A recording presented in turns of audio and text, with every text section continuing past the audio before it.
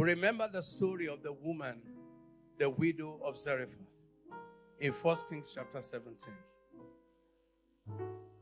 I will paraphrase the story for those who don't know the story.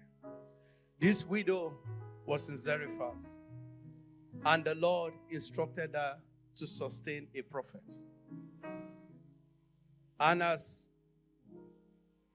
she was waiting for the prophet to show up, she ran out of resources because there was a famine in the land. And when the prophet eventually showed up, because the Lord told the prophet that I have commanded a widow in Zarephath to sustain you, to take care of you. When he showed up, the woman was gathering sticks to make her last cake with the last flour and oil that she has. And her intention was that she was going to eat it and die. When the prophet showed up, the prophet said, give me a cup of water. She had a lot of water, so that wasn't an issue. You get it now? Wasn't an issue. She said, don't worry, prophet, you want water? I'll go get you water. But when the prophet touched on the critical thing in her life, said, give me a little cake first.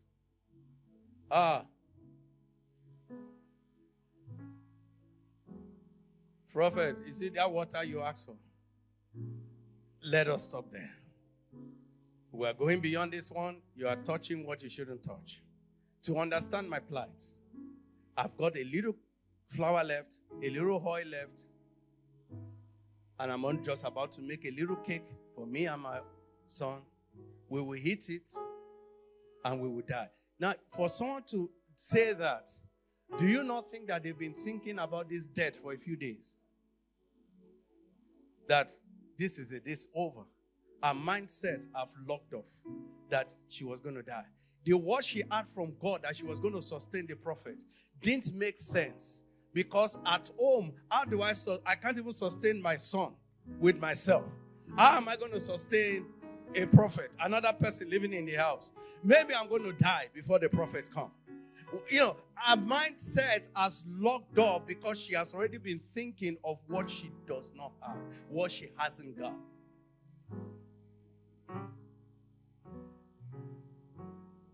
What she hasn't got has preoccupied her mind.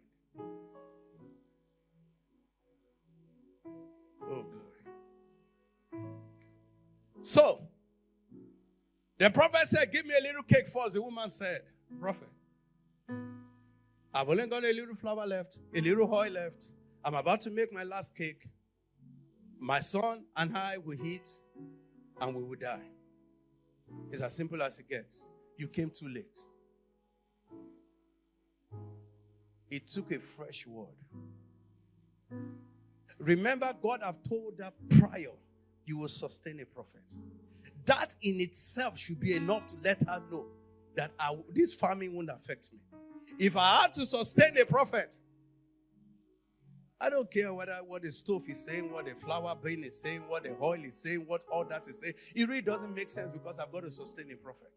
God, if you called me to sustain a prophet, I have enough to sustain a prophet. She should be confessing I have enough to sustain a prophet. I have so much to sustain a prophet. But rather, she thought she was going to die.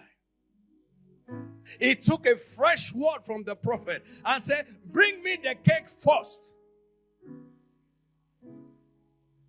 And I tell you, without a shadow of doubt, the tin of flour will not run out. The keg of oil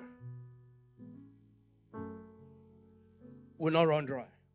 What? The fresh word that came, thank God she believed.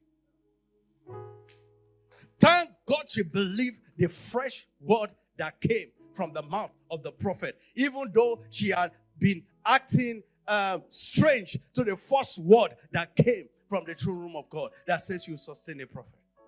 So when she gave you and I will say, prophet, you are very unreasonable. A old man like you that is not sensitive. A ordinary widow and her son wants to eat cake. At least you can fast. Now, that is how the natural mind would have operated. Am I joking? Is that how natural mind will operate?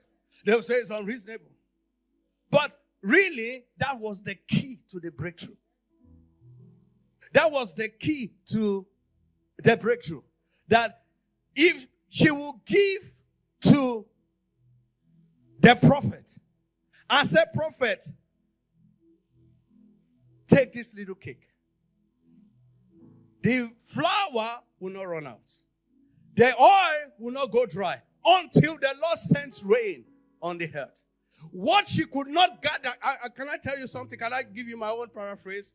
What she had after giving the little prophet, our own energy and work could not have provided it.